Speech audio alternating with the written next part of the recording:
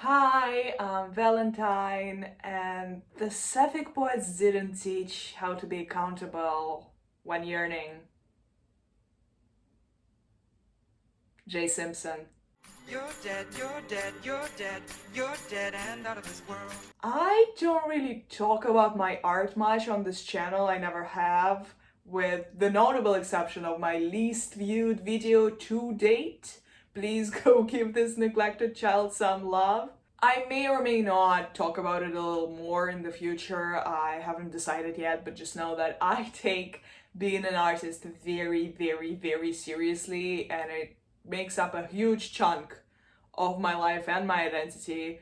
And the reason I'm not keen on sharing my poetry online is not that I'm like shy and insecure about it, it's the exact opposite because I've been actively working on getting my poetry published in various literary magazines. I've been submitted a bunch, and usually, in the majority of cases, the magazines want first publication rights. But even though my own ambitions and copyright legislation tragically keep me from just reading my poetry on my own channel, no one can begrudge me my birth given right to talk about the poetry I haven't written yet. And it's not just poetry, actually. I've got a bunch of like prose project ideas, which is very new territory for me, very spooky, very scary, very thrilling.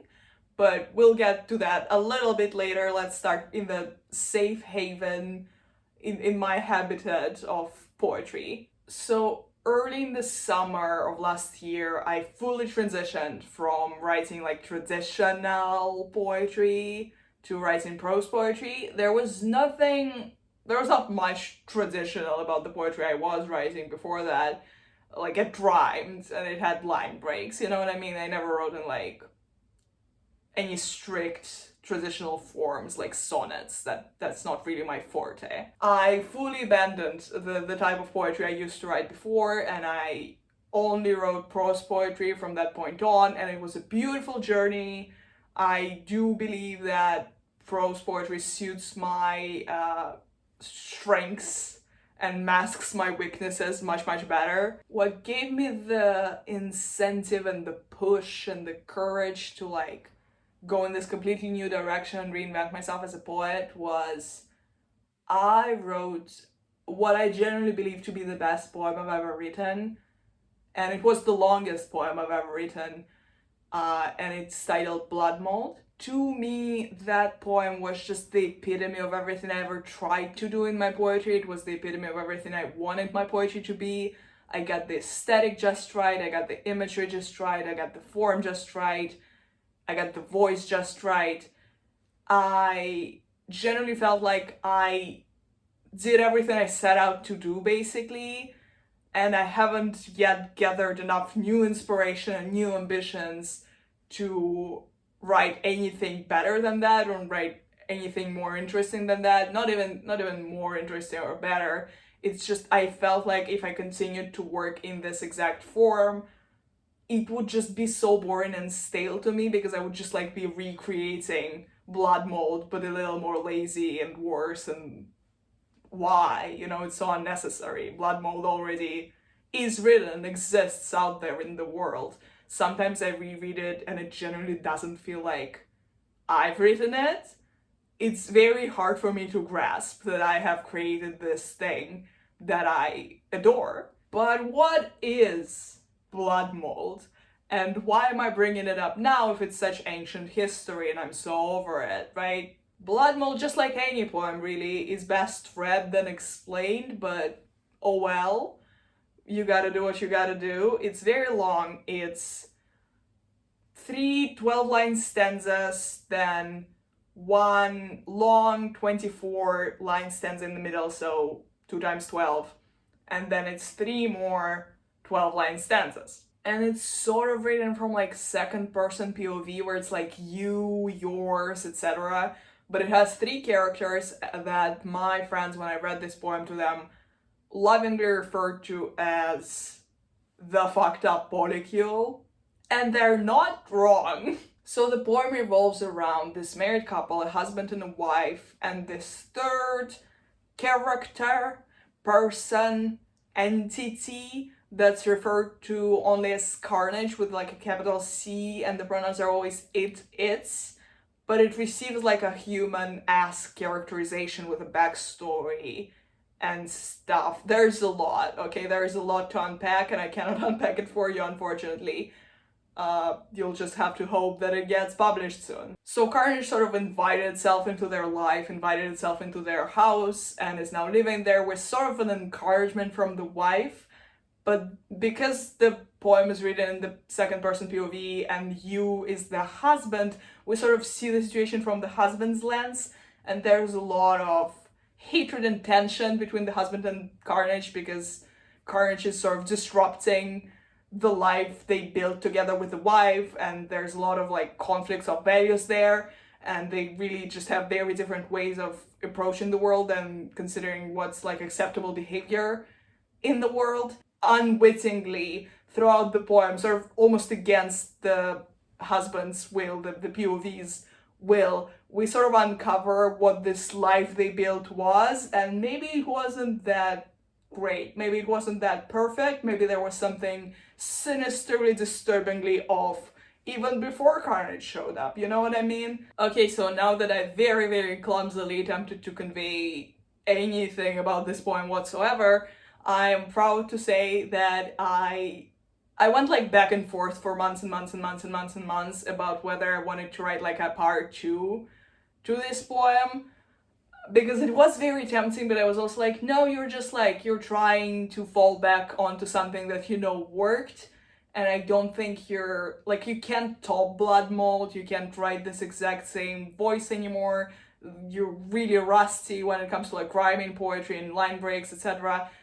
And I still might not write the sequel in the same style. In fact, I feel like it would work much better narratively as like a companion piece if it was a completely different style, completely different voice, completely different everything. I feel like it would really get some sort of point across in addition to the content. I love it when, you know, the form informs the content. That's the best, that's delicious. Love sinking my teeth into it in my own work and in the work of others. So I want to write a sequel where the husband and the wife had to flee that mansion for reasons that we will uncover in the sequel, obviously.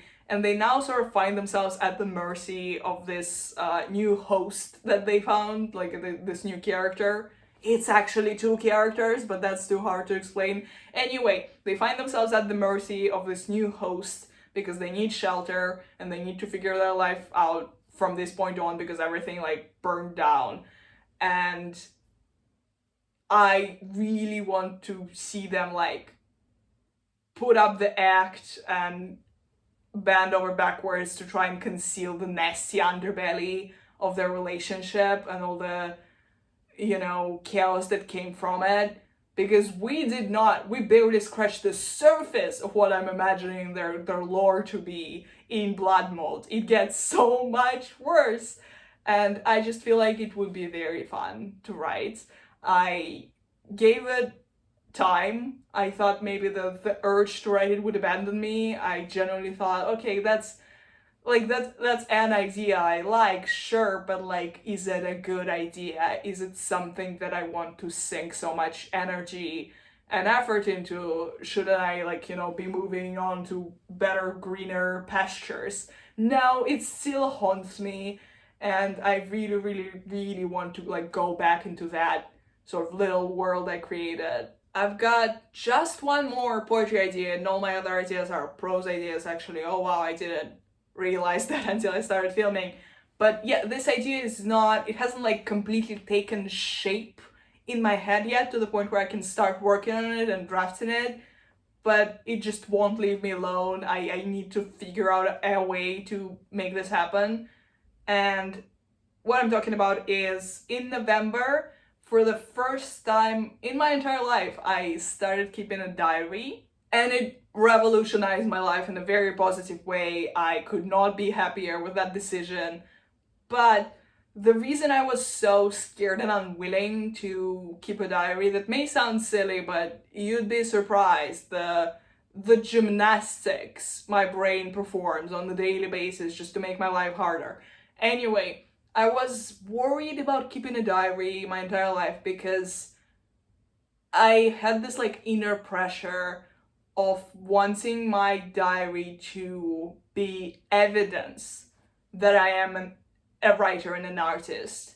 It's hard to explain. It's like I wanted my diary to reflect the sort of artsiness and complexness and beautifulness of my mind. I wanted it to be like Virginia Woolf's diaries or like Anais Nin's diaries. I wanted them to be like, if anyone found them and decided to publish them, I wanted them to be very impressive, because there was this fear in me my entire life that like I'm lying to myself and I will never write anything worthy and I'm just like playing pretend into being an artist. And being an artist was always like the part of my identity that I clung to in like my darkest moments, where I was like, oh yeah, like everything hurts and I don't like myself at all, but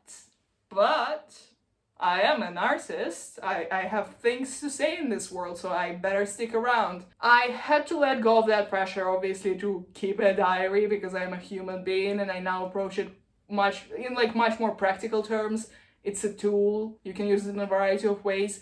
But I reread my diary because I finished like a notebook in 2 months. I reread my diary from November and December. And yeah, most of the entries are just like run-of-the-mill stuff that are very relevant to my personal journey, but like they don't sound like poetry, you know what I mean? But every once in a while there are this like unintentional moments of extreme poeticism. There's striking imagery, there's interesting vocabulary choices, there's some revelation that I can see myself included into a poem and like manufacturing from scratch, but it's just there like naturally. And that's mesmerizing to me. That's so fascinating. And I want to find a way of like crafting a poem from all those little tidbits. Okay, prose. My relationship with writing prose is so unnecessarily convoluted and thorny, and I tried to explain it to people multiple times and I can never do it because it's so like, the issue there is ineffable, it's invisible and incomprehensible to anyone but me. To put it plainly, prose projects scare me. I get very, very, very excited when I think about prose projects, to the point where like sometimes it gets really overstimulating and overwhelming, and I almost make myself like physically unwell if I brainstorm for too long. But that's not the issue really. The issue is after like the initial giddiness wears off after like an hour or two, and I start to actually think about like technical details and the plot and the world building and the characters, etc., my brain breaks. Because I get this like microscopic vision all of a sudden, and overthinking would be an understatement here, okay? I can't stress this enough. And I guess I could just give up, and I did. I did give up a long time ago, but it just saddens me greatly. I get so jealous when I listen to other people talk about their prose projects. It's something I really, really want to do. I keep getting really fun ideas and then just having to abandon them because I'm too scared to even think about them for 2 seconds. And that's just not fair. I wanted to be a writer way before I wanted to be a poet. I decided I wanted to be a published author, and that was my vocation when I was literally 7 years old. So like, I gotta do it. I gotta figure it out, man. And I've got 2 strategies to sort of launch myself into this terrifying open space with no oxygen. First of all, I've had this like fantasy novel idea for so long, but I decided to shorten it to a novella and make it really, really tight in terms of structure and events, because first of all, that already is very cumbersome to me, because when I think of a novella, I can almost approach it as this like long multi-part prose poem I've written recently, where like I can focus on the architectural aspect of it, and I can almost treat it as this like piece of jewelry I'm working on, and it's just like more familiar to me and I know my way around it. But also, first of all, it will be done sooner, and second of all, I feel like it suits the plot much better, and I'm also not capable currently, realistically, of writing like a novel length anything that I would be satisfied with remotely. So I really feel like novella is the perfect form there, and it is this idea that I've had for so long, and I love dearly. And I had this phase where I had like an obsession with everything that had to do with Ivan the Terrible and his reign, because one summer, my teacher, not knowing what she was doing, certainly, assigned us this like historical novel about the reign of Ivan the Terrible as summer reading, and it had a gay character. I lost it when I read that novel, and I was like, holy moly, this is so queer coded in a Russian historical novel, no way. And then I did my own research on like the internet or whatever, and I found out there's historical basis, and this is a real person, and there are allegations from 16th century from people who knew Ivan the Terrible personally about him having this homosexual relationship with this guy. Oh wow! And the way this guy was written was just, I really loved the character. I watched every movie adaptation made of that novel, and I actually forced my parents to watch it with me as well, for reasons I cannot begin to comprehend, but I did do that. To be clear, we don't have like historical evidence they were gay lovers or whatever. We just have this like one account from a guy who was fleeing persecution but by Ivan the Terrible, so they were not on good terms. And he like stated in a memoir pretty much that like he saw this guy, this young lad, Fyodor Basmanov, dancing like women's clothing for Ivan the Terrible. But the novel was very gay. Okay, it was very heavily implied that they were, you know, engaging in sinful activities together. Grossly oversimplifying, Ivan the Terrible tried to create this new elite from scratch of people who would be fiercely loyal to him, because he thought the nobles poisoned his wife. It's a long story. He tried to create a new elite from scratch, and then he changed his mind and made it illegal for anyone to mention this mistake to him ever again. So my novella would be inspired by that, but also this old folk tale about this Bogatyr, and a Bogatyr is like a legendary warrior in ancient Rus. Sometimes they have like supernatural abilities, sometimes not, but they're this like coolest of the coolest ancient warriors who protect the land and the people. We've got a bunch of folktales about these guys. We have a whole oral tradition. Either way, this Bogatyr, he gets thrown into prison unjustly by the High Prince of Kiev, pretty much for like insulting the prince's pride.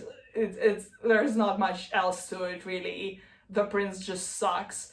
And the wife of this warrior, Vasilisa Mikulishna, she decides she needs to rescue him, and she pretends to be a man and goes through a bunch of trials and outsmarts the prince's people and the prince himself, and she rescues her husband, and it's a wonderful story, right? So I want to combine the two and write a T for T story, a story with two trans protagonists who are in love. Why is that important? Why do I lead with that and not any plot details? Because the state of LGBTQ rights in Russia right now, as of January 2025, is gut-wrenching. It's abysmal. Literally, not so long ago, the LGBT movement has been declared an extremist movement in Russia. Gender affirming healthcare has been banned in Russia. It's illegal. And we've long since had the law against the propaganda of LGBT. I think I was like 12 when that was passed. But now it's like pretty much illegal to be queer. And I have people in Russia who I love more than words can say, who are in literal danger because of this legislation.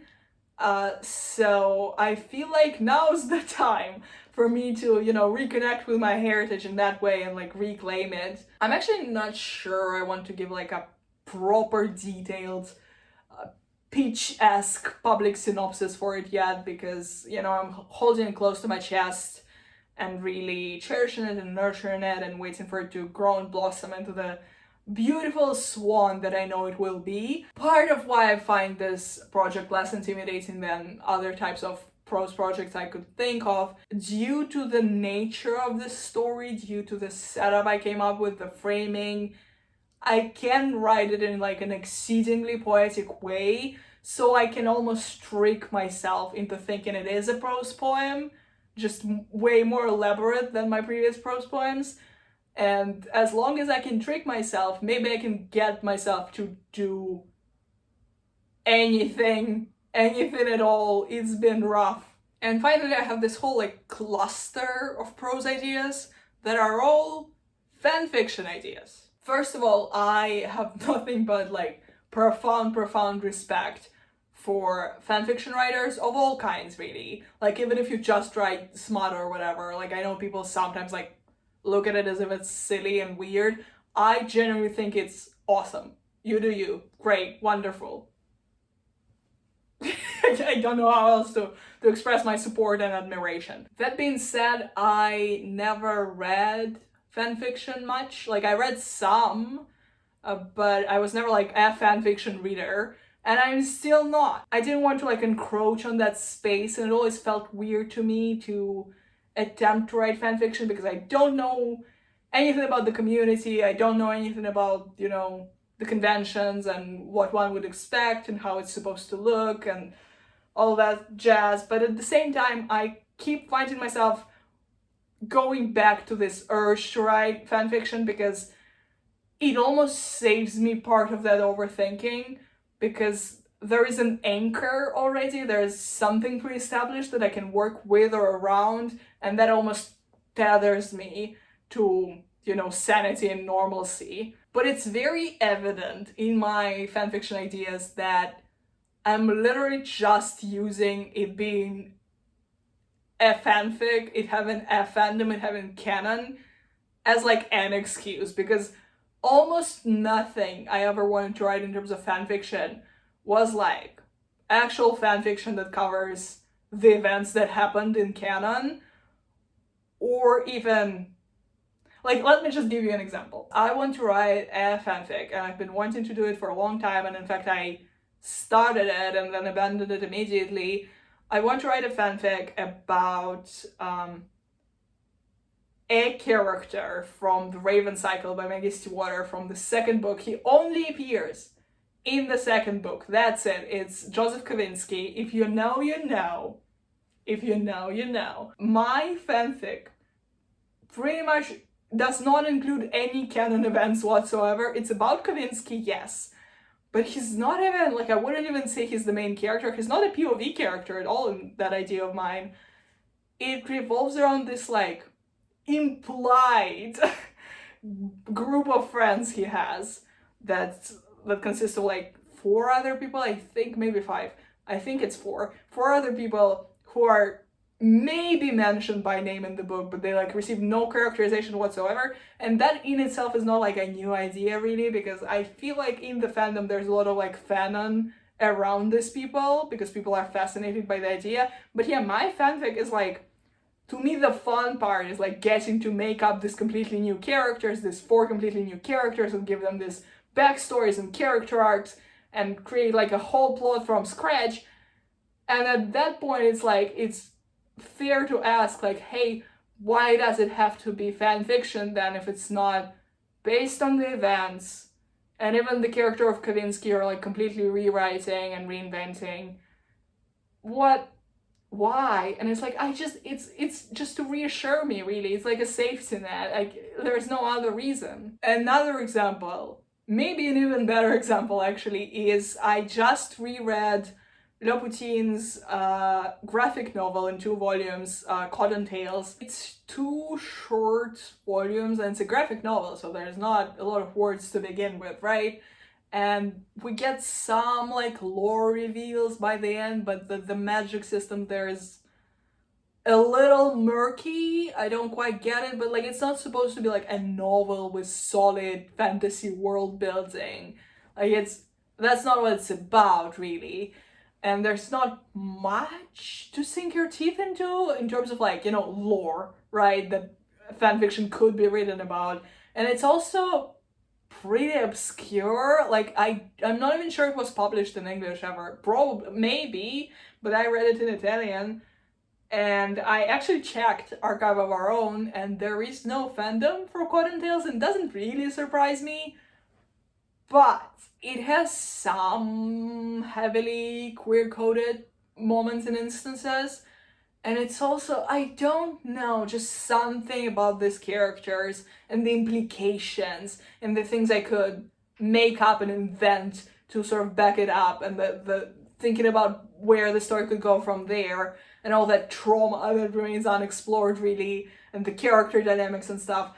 I just couldn't let go of this burning desire to do something with this, to do something with this material, to give it life and like appropriate it basically and internalize it and turn it into something else. And I don't know, there's just something so beautiful to me personally in beholding the continuity in the dialogue between one artist creating something and another artist creating something completely different but inspired by this artist, and without this artist wouldn't be able to do his thing.